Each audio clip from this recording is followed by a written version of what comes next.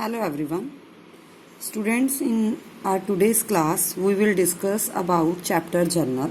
First of all, we are going to start the introductory part.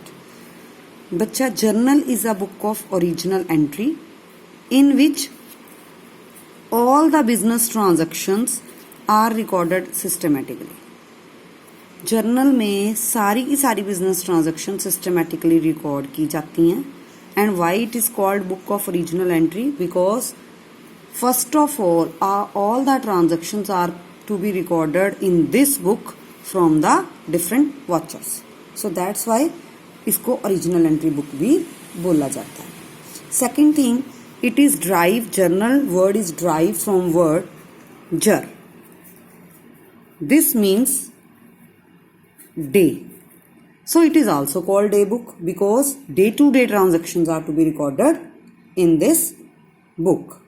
And another name of the journal is prime entry book. So journal is also called the prime entry book. Reason is the same because first of all the transactions are to be recorded in journal. That's why it is called day book, prime entry book or book of original entry, because at first stage the transactions are to be recorded in journal. Now we will discuss about what is the format of journal. Format of journal के लिए first of all आपका column आएगा date, then there will be particulars, then LF, debit amount, and then credit amount. So this will be the format of journal.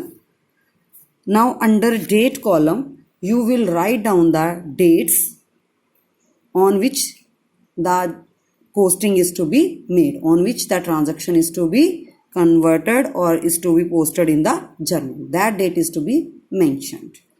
Second, under particular,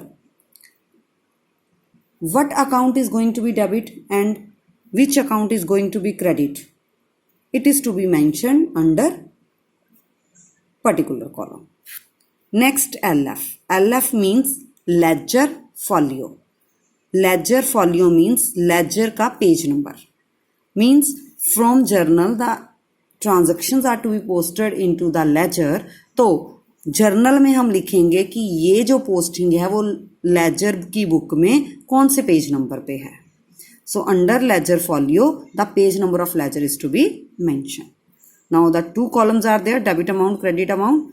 now the account which is going to be debit तो उसकी amount debit column में, and the account which is going to be credit उसकी amount credit column में बच्चा mention की जाएगी.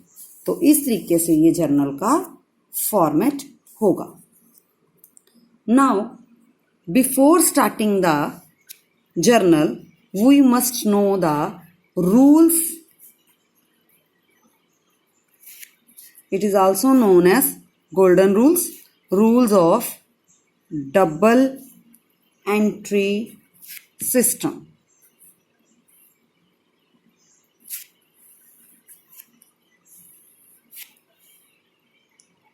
Rules of double entry system में सबसे पहले आपको पता होना चाहिए कि what accounts are to be considered under it. So there are the two rules. Number 1, traditional. Number golden rule 2 is modern. Traditional approach and modern approach. But कोई भी अप्रोच करने से पहले आपको टाइप्स ऑफ अकाउंट्स का पता होना ज़रूरी है. तो मेरी पिछली वीडियो में हम वैसे कर भी चुके हैं types of accounts. 2 types of accounts हैं हमारे पास होते, पर्सनल एंड इम्पर्सनल. अब मैं इसको डिस्कस ब्रीफ में नहीं करूँगी. पर्सनल में 3 कैटेगरीज हैं, natural personal account, second artificial, personal account, and third category is representative personal account. अब इसको आपको अच्छे से पता है कि इन अकाउंट्स में क्या क्या आता है. इम्पर्सनल में there are 2 categories, real and nominal. तो अगर आपको ये 3 अकाउंट्स पता है तो उसके ऊपर ही बेस्ड आपके ट्रेडिशनल रूल चलेगा, उसके ऊपर ही पर्सनल, रियल एंड नॉमिनल. तो इस कैटेगरी के अकॉर्डिंग तो आपके पास बेसिकली 3 टाइप्स के अकाउंट्स आ गए, personal, real and third is nominal. तो ट्रेडिशनल अप्रोच अभी हम करने लगे हैं. तो पर्सनल अकाउंट के according under traditional approach we will debit the receiver को डेबिट करेंगे and credit the giver. And under real debit what comes in, credit what goes out. And under nominal we will categorize debit all expenses and losses and credit all incomes and gains. तो मैं again I am repeating, personal account में आप सभी persons को consider करते हो, made up of bones and flesh or not made up of bones and flesh, like name of a company, name of a firm, उसको consider करेंगे. Real में सारी एसेट्स को कंसीडर किया जाता है, दैट्स वाई एसेट या तो आती हैं या जाती हैं, that's why debit what comes in, credit what goes out. And nominal में expenses, losses, incomes and gains को ट्रीट किया जाता है. तो इस तरीके से अंडर ट्रेडिशनल अप्रोच 3 अकाउंट्स की कैटेगरीज बना के हम रूल को अप्लाई करते हैं. नेक्स्ट आ गया मॉडर्न अप्रोच. अगर आपने ट्रेडिशनल अप्रोच से जर्नल नहीं करनी then you can use the modern approach. Modern approach के अकॉर्डिंग बेटा इसमें हर एक के कुछ ओरिजिनल बैलेंसेस होते हैं, लाइक एसेट्स का ओरिजिनल बैलेंस डेबिट होता है, liabilities original balance credit, capital original balance credit, revenue original balance credit, expenses original balance debit, drawings original balance debit. तो हर एक के कुछ ओरिजिनल बैलेंस होते हैं.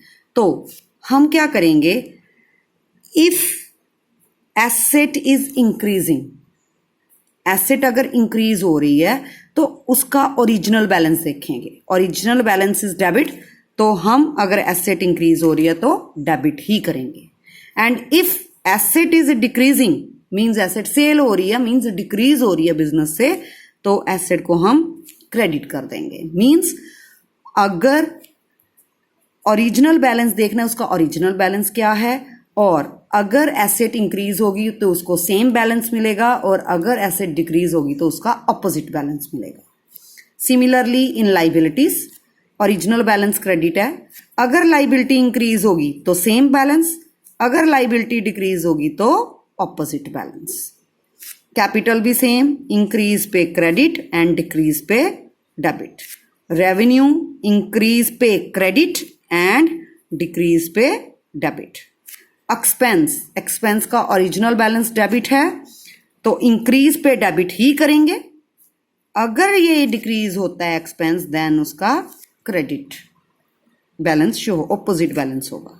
ड्राइंग्स ओरिजिनल डेबिट, सो ड्राइंग्स के बढ़ने पे डेबिट करेंगे, और ड्राइंग्स अगर रिड्यूस हो रही है तो क्रेडिट करेंगे. तो इस तरीके से आप मॉडर्न अप्रोच भी जर्नल के लिए यूज कर सकते हैं. So in tomorrow video we will start the journal entries. by using any one of the approach. Thank you.